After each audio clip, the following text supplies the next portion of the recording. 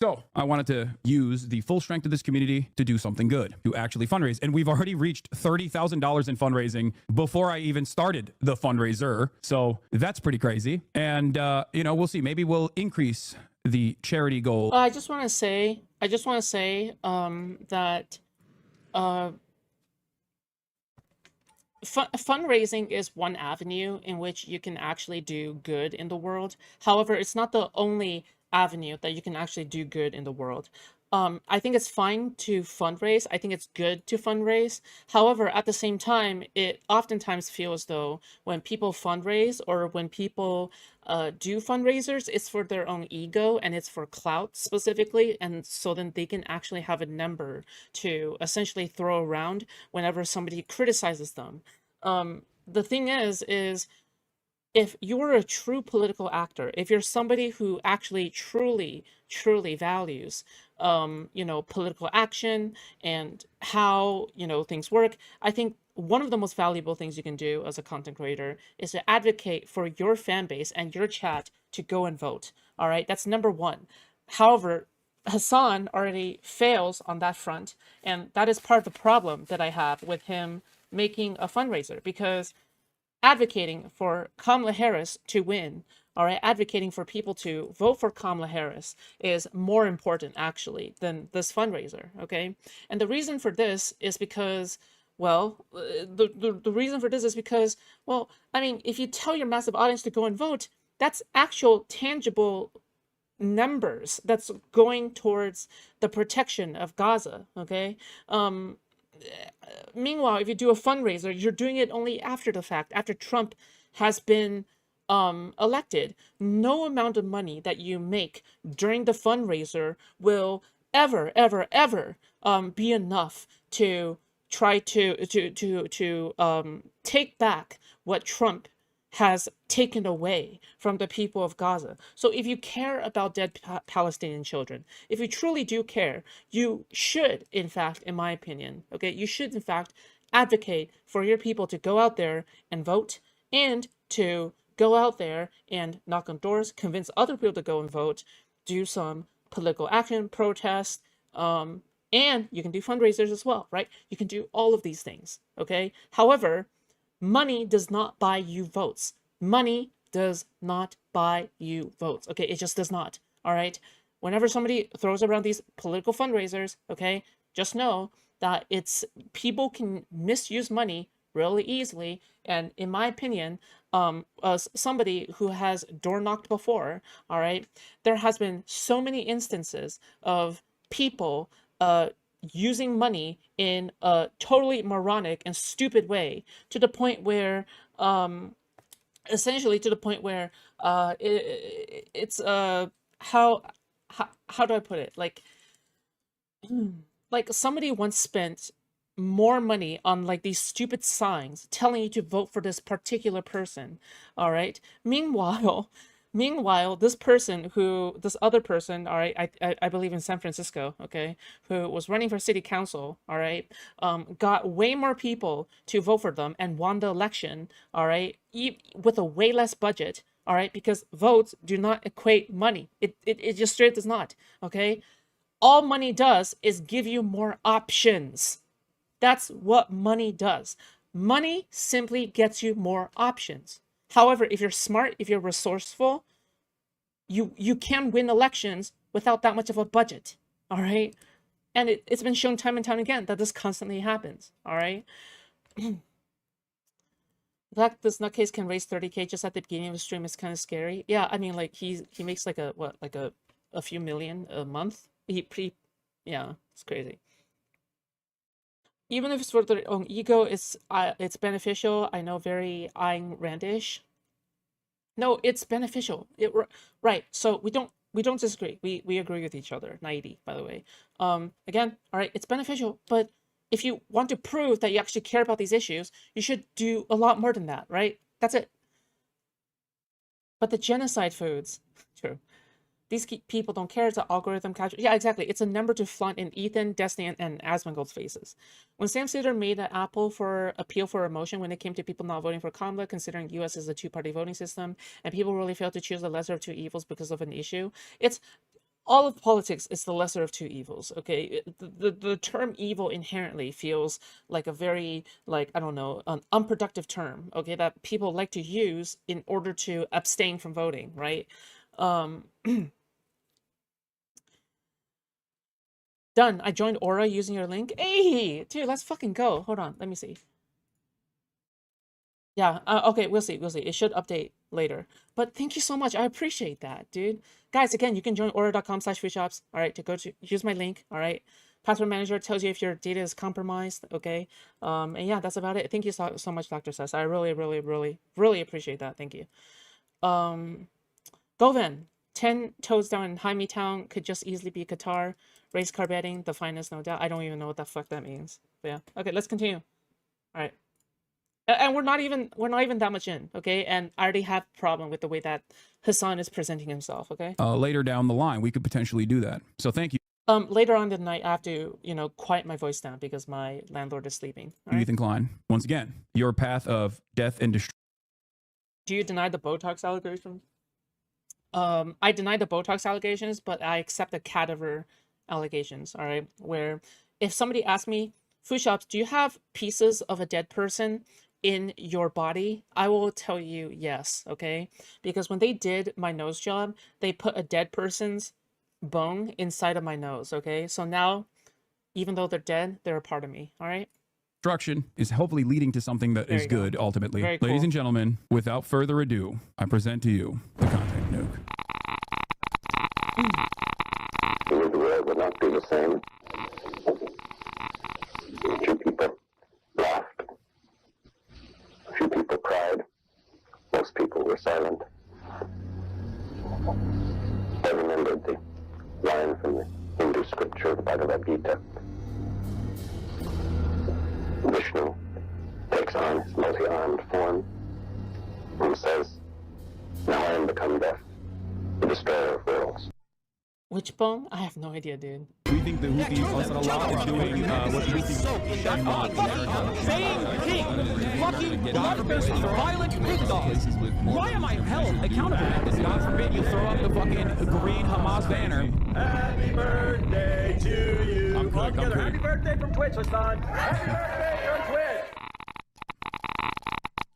Twitch. Oh boy. So far, so good. Prologue. Why am I making this? Oh, hi there. It's That's me. He's watching me play Marvel Rivals in the background. Okay, me, cool. your old friend, Ethan Klein. It's been a while since we've last spoken. In that time, I've had 3 Well kids, said, Toaster. all boys. I've lost 100 pounds, and I've pissed off 75% of the internet. Probably a lot of you guys, too. Actually talking about there at the NRA meeting that's today in Texas. Someone should buy. Oh, yeah, and I got a tattoo also, so I'm cool like that now. Left or right, I always thought that, despite our differences, there was one thing we could all agree on. And what was that? That we love America and everything she stands for. Mom and Dad and apple pie. Sure, there's plenty to criticize and endless things to improve, but I thought it was about making a more perfect union, not tearing it down. And marching bands, a pride that only The thing is, there's something kind of scary brewing in America. Communism. That's America. That's America to me. I started a show a couple of years ago with my acquaintance, Hasan Piker. You might remember him from Yeah, by the way, I do want to point out something here. This is January 31st, 2025 was when this video was released. January 31st, 2025. Yeah, I disliked it. I ripped it. I ripped it already. Got to do it. Got to do it for the one time. There was something brewing in the United States of America. You already clicked dislike before watching the video. I mean, it's not that much of a big deal, I guess. But yeah, I mean, okay, we'll see. At that point. Do you want to know why This is fifth I say this? rewatch. I point out the date because the thing that was brewing in America was not communism. I know he's trying to make a joke, right? He's, I think, trying to make a joke. But we were already deep into the insanity of the Donald Trump Burger Reich administration. At this point, Burger Reich. I was in Japan, escaping the fascist administration rising to power. But at this point, it had been 11 days since Elon Musk had dropped the Sig Heil twice at inauguration. Okay? We're 11 days into Donald Trump. And the reason why I point this out is because I suspect, regardless of the fact that I didn't watch the context nuke, but I am very familiar with Ethan's commentary on the matter. The reason why I mention this is because Ethan has a lot of issues with figuring out his priorities, because a lot of what Ethan talks about in this video are values that he cares about, values that he wants to defend. Like, he's a fighter against anti-Semitism. He's a fighter against like right-wing attitudes and things like that. He's a fighter against extremism on all sides. And yet, it feels like what he chooses to spend his time on betrays that idea, betrays that value, that first principle. Well, this is affecting him personally, right? Like, yeah, like this is affecting him personally. So, I don't really get this point personally, but it just makes no sense, right? President Sunday was glazing bad empanada today. No shot, dude. Can you send me a video clip timestamped? Perhaps? I think what Ethan did is working, though. I think it is working. That he's off. And by the way, can I just say this, okay? If we're really talking about saving our democracy, if we're really talking about the Burger Reich, okay, people like Hasan Piker are just as damaging as people like Asmongold. People like Hasan Piker are absolutely and 100% detrimental to our democracy. So I would actually argue, on another sense, that Destiny, Ethan Klein, Lonerbox are correctly using their time. I think that trying to squash these lefty movements out of the ether, to demean them, to completely shut them down, is a valuable use of time, because these people are poison to liberalism. These people are poison, right? Like they are so hyper populist, right? They would rather vote MAGA. They would rather vote MAGA than vote for Kamala Harris. Okay, so I don't want to hear it. Okay, these people are, yeah, like to me it's just, yeah. Stream not available. He just ended, right? They poisoned the well. Yeah. They not only do they poison the well, they're just anti everything we stand for too, right? Check the live tab. Doublespeak is real. Okay. But Sunday often agrees with bad epina. We'll take a look later, okay? Until he ends. Operating off of, because if you're freaking out about anti-Semitism on the rise, I would assume that you probably wouldn't make an entire video and use your previously unused platform to attack your former podcast co-host, who you knew was not an anti-Semite, and you, I think, still know is not an anti-Semite, but sometimes you go back and forth on it. And I know his response always is he can care about two things at once. Yes, but the thing that he's caring about is bullshit. And I think my response to this is going to explain to you exactly why the thing that he ostensibly cares about with respect to me, okay, or all the other people that he brings up in this context nuke, is ridiculous. Especially because whenever Ethan says, I can care about two things at once, well, he certainly doesn't talk about the other thing that he's supposed to care about. If Ethan says, I care about the genocide, for example. Motherfucker, he got CPS sent to his house. Like, out of all the issues that somebody might not be covering Trump on, I feel like that is a really good excuse, no? Like, if you have an entire group of online people dedicated to ruining your life, then don't you think that maybe that is actually a good use of your time? Right? Like, consider, yeah, like, fuck me, dude. What an unbelievable take. And then spends every waking moment talking about those who speak out against said genocide, then it's kind of hard for people to go along with this ridiculous narrative that he actually cares about the genocide. Such classics as America deserved 9/11, dude. Fuck it, I'm saying it. Yeah, kill them. Kill those motherfuckers in a video game. Sorry. Holy shit. Bro, how the fuck is he gonna defend this one? That's not what I said, you dumb cracker bitch. And of course, the Leftovers podcast, which was our show, which we made broadly to goof on the antics of the right. Now, to be clear, I knew about all these edgy and controversial jokes at the time we made the show together, because who am I to judge? There was Ethan Klein being a delightful human being. Okay, no defense, I guess. Whatever. I was just gonna say, if there's another Holocaust, if they start rounding up the Jews again, I hope Ben gets. Okay, the Seinfeld references are stale, man. But that's an aesthetic note. He presents himself as someone like me, a left-leaning Anything you can't defend, he'll gloss over. That's fine. I just want to listen. If I want to take this on good faith, okay, and for the record, okay, I have been taking Hasan at good faith the entire time, right? Like every single one of my critiques, I think, in my opinion, is totally fair, all right, and totally warranted, all right, despite the amount of Hasan watchers that come and brigade my comments, all right, despite the amount of Asmongold watchers that come and brigade my comments. It's fucking insane. Democrat who supports basic things. And we went on making the show. Okay, right off the rip, let me get started by saying I have failed. I'm a failure. The reason why I have failed is because the Leftovers podcast was supposed to be a podcast where this man, who I thought at the time was an open-minded, empathetic, kind person, who was interested in learning, was on his own journey of learning, was supposed He's a man with minimal to zero good faith. Yeah, sure. to be the goofs and gaps guy, and I was supposed to be the guy that gives them, you know, the meat and the bones. I was supposed to be the information guy. He's the goofs and gaps guy. We clown on the right, and we educate the audience as Ethan himself is getting educated by politics. But it seems like I failed on that educational aspect, considering that his analysis right off the rip is, well, you know, he's a left-leaning Democrat who supports basic things. What does this mean? For a left. What does this mean? Supports basic things. And Left-leaning Democrat who supports basic things? Okay. we went on making the show for about 2 years, and everything was good. Everyone was having fun. The audience was having fun. No I mean that's kind of a, you know, a nitpick, but okay. problem. That was until this happened.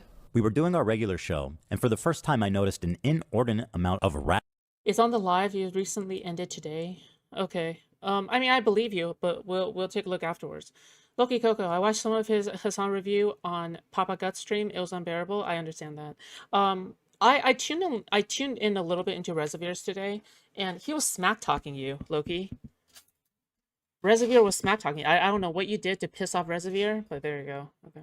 radical, hardcore leftists. I mean, I thought we were social democrats, not whatever this was. Ethan Klein did not know what social democrats are or what that represents, by the way, before Leftovers. And I suspect he might still not know what being a social democrat is even at this point. But let's continue. I don't hate the idea of like people who can be successful. I think it's good that people can achieve success in the term monetary success. I mean, that's what that means, right? I do. You know, there's nothing. I am not a hater of success. I myself am financially very successful. Oh, One of the Matthew largest points of contention with my existence from many right-wingers is that, oh, you're a socialist, but you have money. How does that happen? So clearly, I don't take issue with that. There is no disagreement there. What's wrong with that? Because I see so many people in the chat saying no. I don't know what y'all are tripping about. Like, what the fuck do you What want? is the idea that you guys people are looking for? You guys are all like radical communists? There's that many radical communists? Suck it, chat. You're watching a capitalist pig. Deal with it. And then this happened. This comment from Hasan really started to sound some alarms in my head. If you're in a socialist country with multiple parties, and one of the parties is a capitalist party, which would surely exist, Yeah. what would you do if that party started gaining momentum? The solution to that would always be education and offering more Re-education? re-education, certainly. Yeah. There should be an enforcement mechanism. Yeah, education. Here, I'll give you an example. What to do with the right-wing charlatans who are anti-vaxxers and unimaginably racist. I am a firm and committed believer in rehabilitation. And because I am a firm and committed believer in rehabilitation, I believe everyone can be rehabilitated, including right-wing reactionaries. So if you can understand that from the perspective of like getting your parents who are brain broken by insane right-wing sentiment coming back to reality through the process of education, then you can understand exactly what I'm talking about. I'm almost 100% sure he did not mean this when he was talking about re-education, okay? By the way, all right, when these tinkies, all right, when these mask-on tinkies is talking about supporting re-education, what they're talking about is the kind of re-education that China is doing to the Uyghur Muslims, all right, in order to culturally genocide them, okay? This is the re-education that Hasan is talking about, all right? This is not re-education. If he simply meant rehabilitation, he would have said rehabilitation, Okay, it's really as simple as that. If he actually meant rehabilitation, he would have said rehabilitation. But the moment I hear re-education from something like Hasan, the first thing I think of is the Uyghur genocide. All right, but that's about it. Let's The continue. problem is this is red baiting to be like, oh, this is red terror. He wants to do re-education. How does one go about that re-education though? Basically, you have kids who are growing up promoting Han Chinese supremacy instead of learning about their own culture because it's like cultural erasure, basically, right? I'm talking about re-education in terms of like brainwashing, right? Mandatory brainwashing and shit. That's the thing that I kind of think of. All right, yeah. Or like the kind of re-education that happens in North Korea where you're forced to worship Kim Jong-un. All right. Now, of course, many of the conversations that we had as friends and podcast co-hosts at this point are now being utilized in a nefarious way to say, ooh, he really scared me with this one. Let's take a look. And in that enforcement mechanism, I think like rehabilitation, which would include re-education as well. If putting capitalists in re-education camps isn't disturbing enough, This is, again, very scary.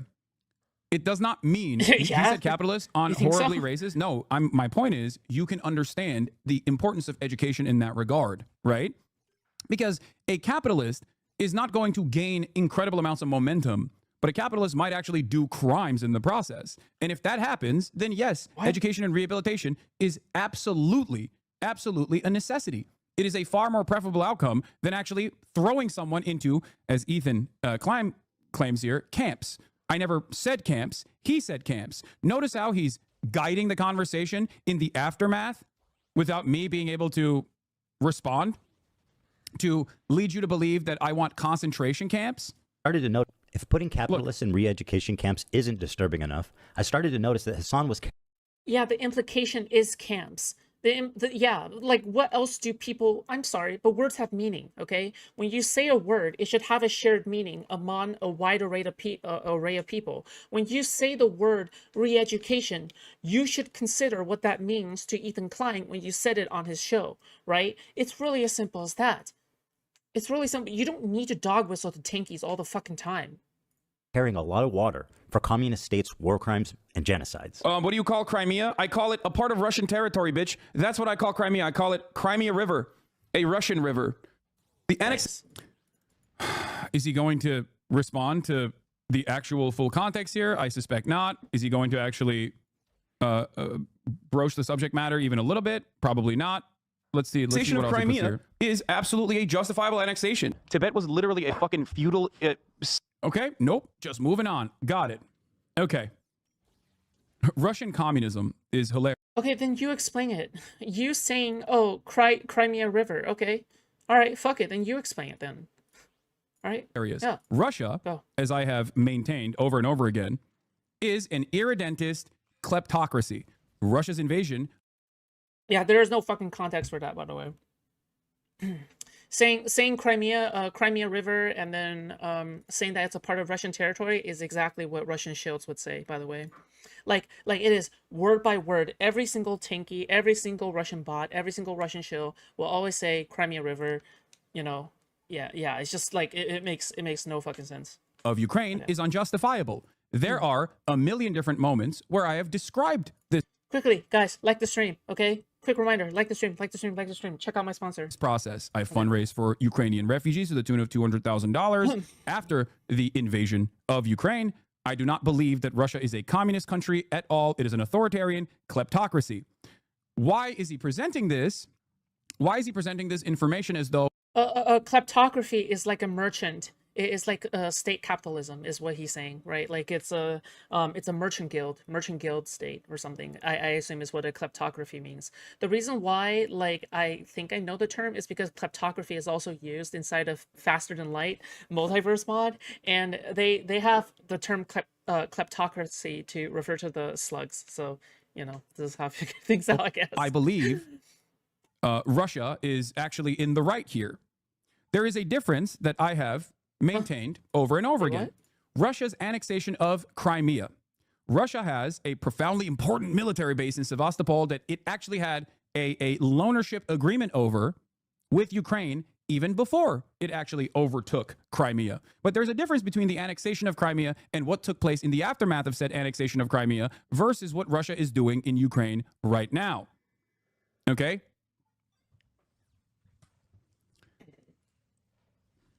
As far as my stance on this, there's no defense of Russia taking any additional land, okay? This is a ridiculous act. By the way, according to Hasan, it isn't Russia taking any additional land because it's land supposedly already belonging to the USSR, all right? And Russia being the forefront of the reclaiming USSR kind of movement, all right? There's no such thing as taking land. According to Hasan, okay, it's Russia is reclaiming land, which, by the way, this is again a Russian Kremlin propaganda talking point, okay? So I want to clarify this. He is talking exactly like a Russian bot, okay? He is taking marching orders directly from the Kremlin, okay? Not like literally taking orders, okay? But this is just what he's saying. This is the language. They have newspeak, okay? They have newspeak going on, okay? And I have maintained the position that Crimea, throughout its historical process under the USSR, even before then, has been Russified. Mm-hmm. This is precisely the reason why Western polls, not even like the Russian annexation and the subsequent quote-unquote democratic process that took place, but the pre-Russian annexation, before Russia's military incursions in eastern Ukraine as well, people that lived in Crimea were rather sympathetic to Russia already. This is part of the reason why Russian annexation of Crimea, while still unjustifiable under international rights and international humanitarian law, was done without a single shot being fired in the. By the way, okay, I just want to say this, okay.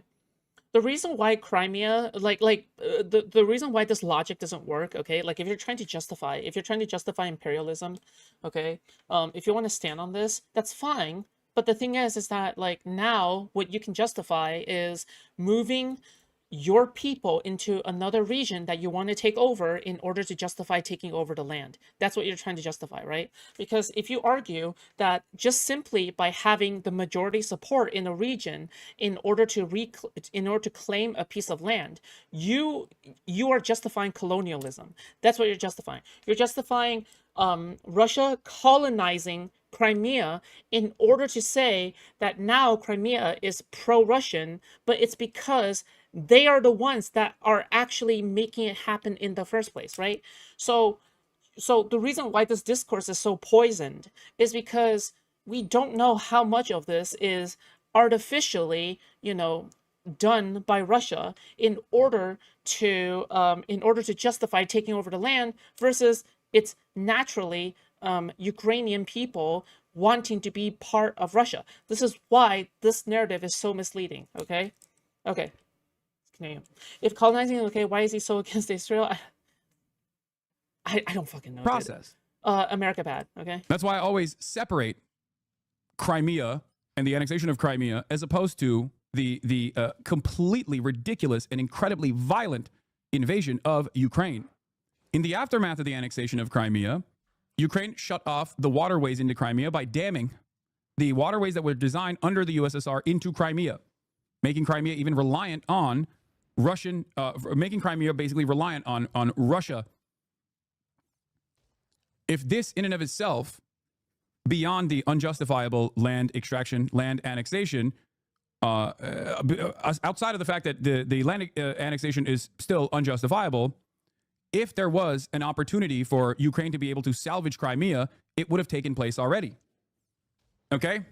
By the way, I just want to say, okay, it doesn't really fucking matter, right? Because at that point, the Russians have already occupied.